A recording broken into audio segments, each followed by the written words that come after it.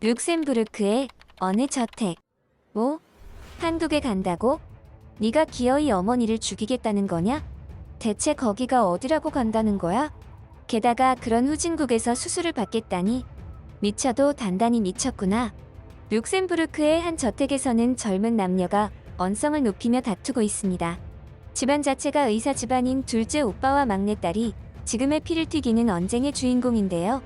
의사 집안이라고는 하지만 사실 막내딸은 의사가 되지 못했습니다. 그래서인지 언쟁을 벌이면서도 조금은 주눅이 들어 보입니다. 이들이 피를 튀기는 언쟁을 벌이는 이유는 시한부 판정을 받은 어머니 때문입니다. 하지만 얼마 후 둘째 오빠의 반대에도 불구하고 의사도 아닌 막내딸이 한국 방문을 강행하고 이내 들려온 충격적인 소식에 온 가족들이 패닉 상태에 빠졌다고 하는데요. 도대체 그들에게는 무슨 사연이 있었던 것일까요? 우리 집안은 대대로 의사를 만들어낸 의사 가문이다. 그렇기에 너희들도 그러한 의무감을 가지고 공부해야 한다. 알겠니? 의사란 단순히 약을 처방하고 수술을 집도하는 것만 하는 직업이 아니다. 사람의 병을 치료한답시고 환자들의 마음에 상처를 입히는 짓은 절대 하지 않도록 해라. 적어도 집안의 수치는 되지 말란 말이다. 무슨 말인지 알겠지? 저는 국민 소득이 가장 높은 나라로 유명한 룩셈부르크에서 의사 가문의 막내딸로 태어난 레이 그레텐이라고 합니다. 아버지는 늘 우리 형제자매들에게 의사가 될 것을 부탁하시며 의사가 되는 것뿐만 아니라 좋은 의사가 되어야 한다고 강조하곤 하셨죠. 저에게는 2명의 오빠와 1명의 언니가 있습니다. 모두 아버지의 그러한 교육 철학 때문에 의사가 되기 위한 강박관념을 가지며 공부에 몰두했습니다. 저 또한 마찬가지였죠. 하지만 정작 형제자매 중에서 오직 저만이 의사가 되지 못했습니다. 오빠들과 언니는 룩셈부르크에서 어엿한 의사로 활동 중인데 말이죠. 저와 같은 환경에 노출된다면 자칫 잘못하면 엄청난 열등감에 사로잡혀 인격적으로 상당히 삐뚤어지게 성장할 가능성이 클 겁니다. 하지만 저는 그러지 않았죠. 저라는 인간 자체가 선하기에 그렇다는 것은 아닙니다. 저에게는 늘 저를 지지해주시는 어머니가 계셨기 때문이에요. 어머니는 저에게 늘 형제들과는 다르게 저만의 장점이 있고 저만의 인생이 있다고 말씀해 주셨습니다. 그런 저에게 최근 큰 고민거리가 하나 생겼습니다. 제가 그토록 존경에 마다하지 않던 어머니의 건강에 이상이 생기신 것 같았기 때문이죠. 어머니는 최근 들어 동일한 식생활을 하심에도 불구하고 갑작스럽게 살이 찌기 시작했습니다. 그런 어머니가 걱정되어 어머니에게 요즘 어디가 안 좋으시냐? 스트레스 받는 일이 있으시냐? 평소와 다르게 최근 들어 바뀐 생활 패턴이라도 있느냐 등 이것저것 많이 물어보았지만 어머니는 그저 그런 거 없으니 걱정하지 말라고만 하셨죠. 본인 몸은 본인이 더 잘 아신다면서 말이에요. 물론 지금 제가 의사로 활동하는 것은 아니지만 오랜 시간 의학 공부를 했었기에 어머니의 이러한 증상들이 상당히 걱정되었던 것입니다. 만약 어머니의 건강에 어떠한 문제라도 생긴 것이라면 하루라도 빨리 조처해야 한다고 생각했죠. 하지만 어머니에게 제 주장은 크게 와닿지 않으신 것 같았습니다. 어쩌면 의사 집안에서 유일하게 의사가 되지 못한 실패자였기 때문이겠지요. 그래서 저는 첫째 오빠에게 이 사실을 알리고 어머니의 건강검진과 여러 검사들을 부탁했습니다. 제가 이야기하는 것은 어머니에게 씨알도 안 먹힌다며 오빠가 직접 이야기를 꺼내 설득해 달라고 말이죠. 하지만 돌아온 첫째 오빠의 대답은 가히 제 귀를 의심할 만한 말이었습니다. 지금 근무 중인 병원에서 아주 중요한 상황에 놓여 있다고. 승진을 위해서 여러 가지 준비 중인 게 많아서 이 일이 끝나는 대로 한번 말씀드려 보겠다고 했죠. 지금의 상황에서 급한 사람은 저밖에 없는 것 같았습니다. 그래도 첫째 오빠는 의사 생활을 훌륭하게 해내고 있기에 고령의 어머니가 평소와는 다르게 급격한 신체 이상 증세가 있다고 하면 그것이 얼마나 큰 위험 요소인지 잘 알고 있을 거라고 생각했는데 말이죠. 그 순간만큼은 의사가 되지 못한 저 스스로가 너무나 한심했습니다. 제가 만약 의사가 되었더라면 분명 이러한 상황이 생기지는 않았을 거라고 생각했기 때문이죠. 결국 저는 첫째 오빠에게 어머니의 건강을 맡기는 것이 힘들 것 같다고 판단했습니다. 다른 방도를 찾아야 했죠. 저는 순간적으로 둘째 오빠가 떠올랐습니다. 둘째 오빠는 지금 의사로서 우리 집안 누구보다 잘 나가는 의사라는 것을 잘 알고 있었거든요. 하지만 저는 둘째 오빠에게 이러한 부탁을 할 수가 없었습니다. 아니, 하기가 싫었습니다. 둘째 오빠는 그 어떤 일이라도 제가 하고자 하는 일에는 부정적으로 대응할 것이 불보듯 뻔했기 때문이죠. 어떻게 보면 제가 의사가 되지 못한 것에는 둘째 오빠의 영향이 가장 컸습니다.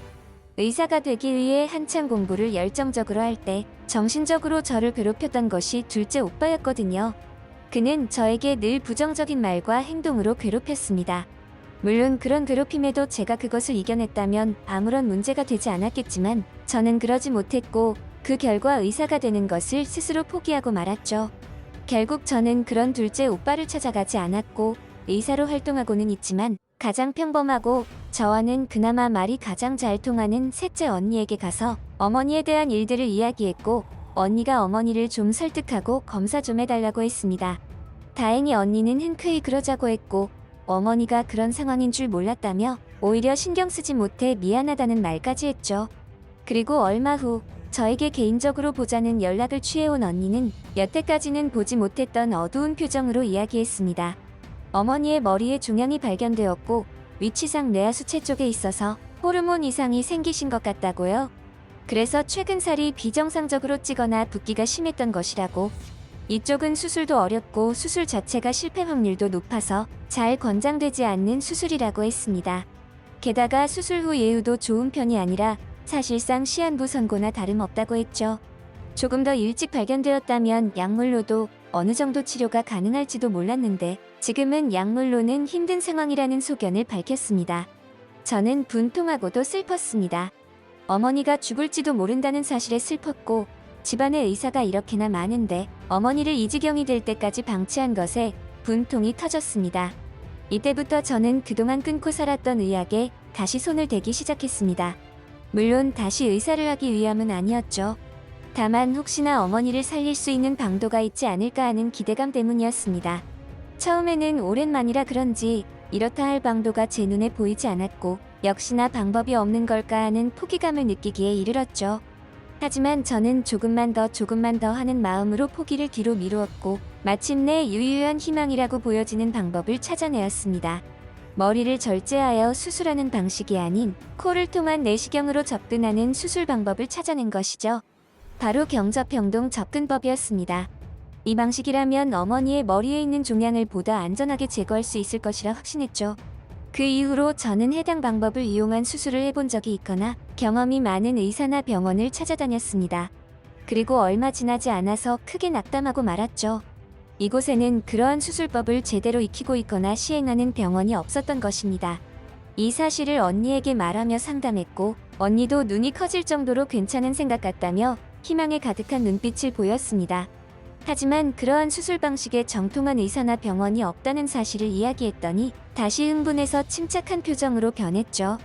그리고 이내 무언가 기발한 생각이 떠올랐는지 손뼉을 딱 치더니 저에게 말했습니다. 꼭 그 수술을 여기에서 받아야 하는 법은 없잖아. 잘하는 곳을 찾으면 되지. 안 그래?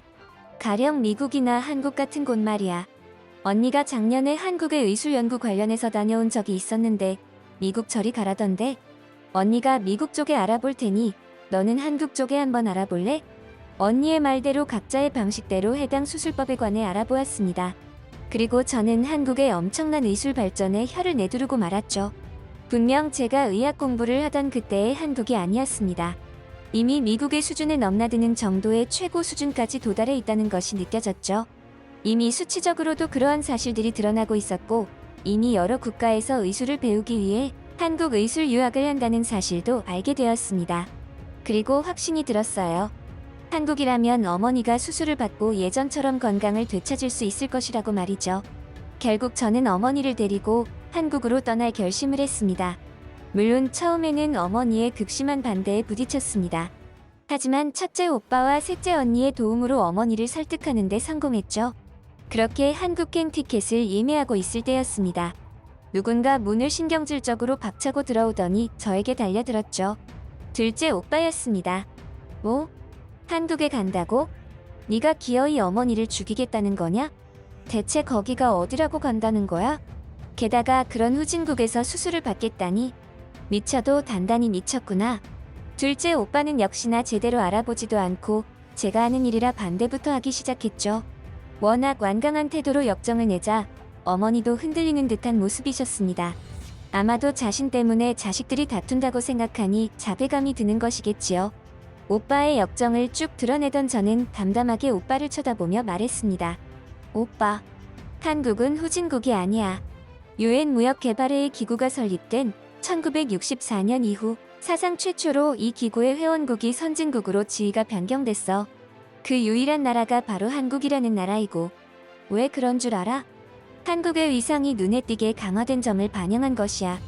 이것은 극히 상징적인 조치이기도 하고, 오빠는 눈앞에 떨어진 것들만 보지 말고 눈을 크게 뜨고 주위를 둘러봐. 한국은 지금 세계에서 많은 분야가 인정받고 있고 그것을 바탕으로 세계를 주도하고 있어. 특히 의술의 경우에는 미국과도 견주며 일부 분야에서는 우월한 경우도 있잖아. 의사라는 사람이 그런 것도 몰라? 이건 국민소득과는 별개의 문제야. 룩셈부르크가 국민소득 1위 국가라고는 하지만 그것이 우리 어머니를 살릴 지위는 아니잖아. 더 이상 나한테 뭐라고 하지 마. 오빠 때문에 가족의 인생이 좌지우지 되는 건 그때 한 번이면 좋게. 어머니도 첫째 오빠도 언니도 동의한 사항이야. 그날 둘째 오빠의 벙찐 표정은 제 인생에서 절대 잊지 못할 순간이었습니다. 그날 이후 저는 한국에 어머니를 모시고 가서 무사히 수술을 마쳤습니다. 그리고 아주 힘겨웠지만 수술 자체는 워낙 성공적으로 끝났기에 한시름 놓을 수 있었습니다. 하지만 처음에 수술 후 어머니의 열이 내려가지 않아서 매우 고생했고 한동안 복압이 차지 않도록 고개도 숙이실 수 없었으며 기침도 해서는 안 되는 그러한 생활을 해야만 했습니다. 그러한 힘든 시간을 견뎌낸 어머니는 현재 아주 건강하게 지내고 계시죠. 언제 그랬냐는 듯 말입니다. 이러한 힘든 과정을 견뎌내었던 것은 저희의 의지 때문만은 아니었습니다. 늘 정성으로 환자들을 대해주며 이것저것 챙겨주시는 의사 선생님과 병원 관계자분들 덕분이었죠. 아마도 저희 아버지가 늘 강조해 오신 좋은 의사란 바로 이런 의사가 아니었을까요? 저와 어머니의 새로운 인생을 열어주신 한국과 한국 병원 관계자분들에게 진심으로 감사의 말씀을 드리고 싶습니다. 정말 감사합니다. 만약 여러분들 중에서 누군가 내가 하고자 하는 일에 대하여 부정적인 이야기를 늘어놓는다면 그 사람과는 잠깐 멀어지도록 노력해보세요. 그게 가족일지라도 말이에요. 내가 진짜로 원하는 게 있고 그것을 이루려 한다면 그런 부정적인 기운을 멀리하는 것부터가 시작이거든요. 대한민국 서울의 어느 식당. 한국 식당은 원래 이딴 식인가요? 그게 손님한테 할 수 있는 말이에요? 어떻게 저한테 그런 모욕적인 말을? 이곳에는 미모의 외국 여성이 식당의 직원으로 보이는 아주머니와 언쟁을 벌이고 있습니다. 이 여성은 한국인 아주머니에게 다소 모욕적인 대우를 받은 것처럼 보이는데요. 하지만 이 여성은 잠시 후 충격적인 진실을 알게 되고 완전히 태도가 뒤바뀌게 되었다고 합니다. 도대체 그녀에게는 무슨 사연이 있었던 것일까요? 내 딸, 이번에 아빠가 무슨 음식을 가져왔을까? 이번에는 특별하게 정답을 맞히면 소원권 2개를 주지. 저는 제가 먹어보지 못했던 음식에 대한 환상을 가지고 있는 조금은 특별한 미국 여자입니다. 저의 이러한 음식에 대한 환상은 아버지로부터 비롯된 것입니다. 저희 아버지는 생전에 매주 저에게 특별한 이벤트 게임을 해주셨죠. 특히나 아버지가 돌아가시기 직전에 저에게 이벤트로 내어주셨던 그 음식의 황홀한 그 맛은 아직도 잊히질 않습니다. 하지만 아버지가 돌아가신 지 벌써 수년이 흘렀음에도 저는 아직도 그 음식의 정체를 알지 못합니다. 아버지가 저에게 해주셨던 음식 이벤트는 저에게 생소한 음식을 내어주고 그것을 먹게 한 후에 그 음식이 어떤 음식인지 저 스스로 정보를 알아내어 일주일 이내에 정답을 맞히는 방식으로 진행되었거든요. 그리고 답을 맞히는 날이면 아버지는 저에게 소원권을 하나씩 주었습니다. 저는 그러한 아버지의 음식 이벤트가 너무나 즐겁고 행복했죠. 하지만 벌써 10장 가까이 모아놓은 소원권은 이미 그 빛이 바랬습니다. 아버지가 다시 살아나기를 바라는 소원을 10번도 넘게 빌었지만 그 소원은 이루어지지 않았죠. 일반적인 사람들은 저와 같은 상황이면 아버지와 먹었던 음식이나 장소 같은 것들에 추억의 향수를 느끼실지도 모르겠습니다. 하지만 저는 아버지가 저에게 해주신 그 음식 이벤트가 아버지를 추억하게 합니다. 그런 저였지만 성인이 되고 얼마 전 겪었던 일 때문에 음식에 대한 환상이 의심으로 변질되어 버린 것 같아요. 하루는 지인에게 중국 음식에 대한 이야기를 들었고 그 황홀했다고 하는 그 맛을 상상하며 중국을 찾았다가 크게 실망했던 적이 있었거든요. 음식이 처음에는 맛있었지만 먹을수록 속이 더부룩하고 느끼한 것이 저에게는 큰 실망으로 다가왔습니다. 그 이후로는 생소하거나 처음 접하는 음식을 보더라도 마냥 한상만 가지지는 않았고 일단 의심부터 하고 저 음식을 검증해보자는 생각을 가지게 되었죠. 그러던 어느 날 제가 즐겨보던 음식 방송 프로그램에서 평소에는 먹어보지 못했던 특별한 음식을 목격했습니다. 그곳에는 한국 음식이 소개되고 있었죠. 그 방송을 본 저는 한국 음식에 대한 환상에 사로잡히기 시작했습니다. 만약 아버지가 살아계셨다면 아마도 한 번쯤 먹어보지 않았을까 하는 생각도 하면서 말이죠. 하지만 그러한 저의 즐거운 생각도 잠시 아니지. 중국 음식도 그때 완전 맛있어 보였는데 실제로 먹어보니 느끼하고 더부룩하니 나와는 맞지 않는 음식이었잖아. 이번에도 그럴지 몰라. 너무 설레발치지 말자. 중국 음식에 대한 그 사건 때문에 받았던 그 실망감과 상처가 떠오르며 이내 한국 음식에 대한 환상이 의심으로 변질되고 말았죠. 그렇게 저는 저 한국 음식을 먹어보고 싶은 마음과 더불어 혹시나 있을지 모를 사실과 다른 사항들에 대해서 검증하고자 하는 생각에 사로잡혔습니다. 하지만 해외로 음식 기행을 떠나기 위해서는 일이 없는 주말 정도의 시간만으로는 다소 부족한 감이 있었습니다. 그래서 저는 늘 해외 음식 기행을 떠나기 위해 휴가 시즌을 이용하곤 했죠. 그렇게 저는 얼마 남지 않은 올해 여름 휴가 시즌을 이용해 한국을 방문하려고 했습니다. 평소보다 더욱 의욕적인 모습으로 일하던 어느 날 회사 상사와 함께하는 프로젝트에 참여하게 되었죠. 꽤 중요한 프로젝트였는데 제가 뽑힌 이유는 평소에 제가 음식에 관심이 많고 지식도 풍부하다는 이유였습니다. 그런데 저는 그 프로젝트를 진행하며 큰 실수를 저지르고 말았죠. 음식을 제공해주는 업체에 너무 과도한 의심 발언과 지적질을 하는 바람에 계약이 결렬될 위기에 처한 것입니다. 다행스럽게도 같이 동행했던 회사 상사분이 무말을 잘하여 계약은 체결했지만 원래는 갑의 지위에 있던 우리 회사는 저 때문에 을의 입장으로 보일 만큼 불리한 계약 조건으로 체결하게 된 것입니다. 이것은 제가 회사에 엄청난 손해를 입힌 것이나 다름없었죠. 나 때문에 회사에 이렇게 큰 손해를 입히다니. 회사에 돌아가면 완전히 까이겠네. 설마 자르지는 않겠지? 그래도 나름 우수 사원인데. 아이고 스트레스야. 이놈의 의심병이 왜 하필 이런 데서 도져가지고. 내가 너무 그 일 때문에 예민하게 구는 것은 아닐까? 에이 모르겠다. 어떻게든 되겠지. 이러한 생각들이 들자 이 모든 것이 저의 자업자득이라는 생각마저 들었죠. 회사 일을 하면서 개인적인 감정을 섞어서 그딴 짓을 했으니 당해도 싸다는 자책을 했습니다. 역시나 회사로 복귀한 저는 회사의 윗분들부터 시작해서 직급 상사까지 줄줄이 내리갈굼을 당했습니다. 그리고 저의 입장에서는 다소 불합리한, 그러나 회사 입장에서는 굉장히 합리적이고 관대한 결정이 내려졌습니다. 에바 데이비스, 자네답지 않게 그런 중요한 자리에서 그게 무슨 짓인가? 자그마치 회사 손실이 40억이 넘어. 40억이. 자네 혹시 이번에도 해외 음식 기행인가 뭔가 그것 때문에 정신이 딴 데 팔려 있는 거 아냐? 이번에는 나도 어쩔 도리가 없어.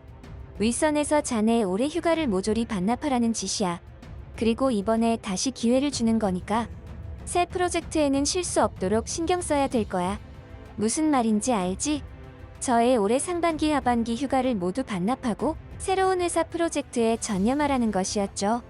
하필이면 한국 음식에 꽂혀서 휴가 계획을 짜놓은 이 시점에 이런 일이 생겨서 분통이 터졌습니다. 저는 워낙 음식 하나에 꽂히면 빨리 그 음식을 정복해야지만 직성이 풀리는 사람이었는데 이렇게 되면 완전히 계획이 틀어지는 상황이었습니다. 하루빨리 한국 음식에 대한 검증 시간을 가지고 싶었던 저는 잔머리를 이리저리 굴려보았지만 회사의 입장은 단호했죠. 하기 싫으면 당장 회사를 그만두라는 말까지 들었기에 어쩔 수 없이 저는 복종해야 했습니다. 그렇게 저는 한국 음식 기행을 포기하고 새롭게 맡은 프로젝트에 집중하며 지냈습니다. 어쩌면 한국 음식과는 인연이 없다고 생각하며 기억의 저편으로 한국 음식에 대한 기억이 사라지고 있었죠. 워낙 회사 일이 바쁘기도 했고 온 정신이 일에만 집중하여 살다 보니 자연스럽게 한국 음식에 대한 기억은 잊혀졌습니다. 하지만 저는 예상치도 못한 상을 받게 되었죠. 회사에서 요구한 새로운 프로젝트를 성공리에 마무리했던 저에게 내려진 특별 보상이었습니다. 보너스와 함께 상반기와 하반기 휴가 기간을 모조리 합한 것보다 더욱 긴 휴가를 보상받았죠. 전혀 예상하지 못했던 특별한 보상이라서였을까요? 평소보다 더욱 흥분된 상태로 한국 방문을 계획했고 기대했습니다. 부디 이번에는 실망하는 일이 없기를. 마침내 한국에 도착한 저는 호텔에 짐을 풀고 쉬었습니다. 첫날만큼은 시차 적응을 위해서 제가 해외 음식 기행을 할 때의 의식과도 같은 루틴이었죠. 그리고 다음 날부터 저는 미친 듯 음식점을 돌아다니기 시작했습니다. 제가 방송에서 보았던 음식은 돼지갈비라는 한국의 전통 음식이었죠. 뼈대가 붙어있는 삼겹살 부위를 양념에 절여서 만든 고기 요리였습니다. 그리고 저는 이날 서울의 한 돼지갈비 식당에서 충격적인 경험을 하고 말았죠. 처음에는 의심의 눈초리를 거둘 수 없었던 저였지만 돼지갈비를 굽고 한 입 먹은 이후부터는 완전히 그러한 의심들을 거둘 수 있었습니다. 오히려 그러한 의심들이 경악으로 바뀌는 정도였죠. 과하지 않은 천연과일의 달짝지근함과 돼지갈비 고기의 고소함이 어우러져서 그야말로 환장할 맛의 향연이었습니다. 그런데 이 음식을 먹으면 먹을수록 무언가 익숙한 느낌을 받았습니다. 마치 과거에 먹어본 듯한 느낌이었죠. 그리고 불현듯 저는 이 음식의 정체를 깨닫고야 말았습니다. 돼지갈비는 아버지가 돌아가시기 전 저에게 마지막으로 음식 이벤트의 문제로 나왔던 바로 그 음식이었습니다. 그게 한국의 돼지갈비였구나. 그러한 혼잣말을 중얼거리는데 저도 모르게 눈물이 왈칵 쏟아져 버렸죠. 고기 식당에서 외국인이 혼자 식사하면서 갑자기 눈물까지 흘리다니. 아마 이런 저의 모습을 보신 분이라면 공포심이 들 정도로 이상하다고 생각했을지도 모르겠네요. 아마 말씀은 하지 않으셨어도 속으로 욕을 하신 분들도 있을지 모르죠. 그럼에도 저는 그런 것에 개의치 않고 미친 듯 돼지갈비를 먹기 시작했습니다. 그리고 혼자서 약 5인분을 먹었을 때 심상치 않은 변화를 느꼈죠. 허리에 차고 있는 벨트가 조여서 벨트를 풀어버리고 싶은 욕망이 생긴 것입니다. 그래서 더 이상은 먹으면 안 되겠다 생각하여 수저를 내려놓았고 계산을 하기 위해 가방에서 지갑을 주섬거리고 있었죠. 하지만 저는 차마 계산하기도 전에 충격적인 경험을 하게 되었고 이곳 식당의 직원분으로 추정되는 아주머니와 대판 언쟁을 벌이고 말았습니다. 제가 외국인이라고 놀리시는 거예요? 원래 저 그렇게 많이 먹는 사람 아니란 말이에요. 보세요. 몸이 뚱뚱하지도 않잖아요.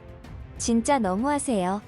솔직히 말해서 저는 혼자서 돼지갈비를 너무 많이 먹은 것 같아서 부끄러운 상황이었습니다. 그래서인지 더욱 흥분했던 것 같아요. 그런데 잠시 후 저는 그 직원분이 왜 저에게 그런 이야기를 했는지 알게 되었고 쥐구멍이라도 있으면 찾아 들어가고 싶은 지경이 되어버렸습니다. 그 직원분이 저에게 했던 말은 다름 아닌 식사하시겠어요? 라는 말이었습니다. 그것도 제가 고기를 다 먹고 계산을 하기 위해 지갑을 주섬거리고 있을 때 말이에요. 그래서 저는 순간적으로 내가 여태까지 먹은 건 에피타이저쯤으로 생각하는 건가? 내가 그렇게 많이 먹게 생겼나? 요즘 운동을 못해서 살이 몇 킬로 찌긴 했어도 그런 소리를 들을 만큼 비만 몸매는 아닌데 하는 생각을 하며 순간적으로 모욕감을 느꼈습니다. 그래서 그 직원분과 언쟁을 벌이게 된 것이죠. 하지만 알고 보니 이것은 제가 한국의 문화를 잘 알지 못해서 생긴 에피소드였습니다. 한국에서는 돼지갈비 식당에서 고기를 구워 먹는 것을 시작으로 마무리는 늘 밥과 찌개 종류의 국물 요리 아니면 냉면 같은 면 종류로 마무리를 한다는 것이었어요. 그래서 한국 고기 식당에서 식사라고 하는 것은 밥이나 냉면 종류를 이야기하는 것이고 고기는 말 그대로 고기로 별도로 취급했던 것이죠. 저는 이러한 사실들을 알고 나서 너무나 부끄럽고 죄송했습니다. 저의 무지에서 비롯된 대응 때문에 기분이 상했을지 모를 직원분에게 고개 숙여 사죄를 드렸죠. 하지만 저의 그런 걱정에도 불구하고 직원분은 웃으시며 그렇게 생각할 수도 있겠구나 하는 말을 건네주었고 당황한 저를 배려해 주셨습니다. 그분의 배려에 정말이지 감동을 받았죠. 그 이후로 저는 한국에 틈만 나면 종종 방문하고 있습니다. 미국에도 수많은 한국 음식점들이 있지만 한국에서 먹어본 그 맛을 찾지는 못했거든요. 그리고 요즘에는 음식 하나만을 위한 음식 여행은 아니었고 여러 가지 한국의 문화를 접하고 즐기는 중입니다. 한국은 사람 살기 참 좋다 라는 생각이 절로 드는 요즘입니다.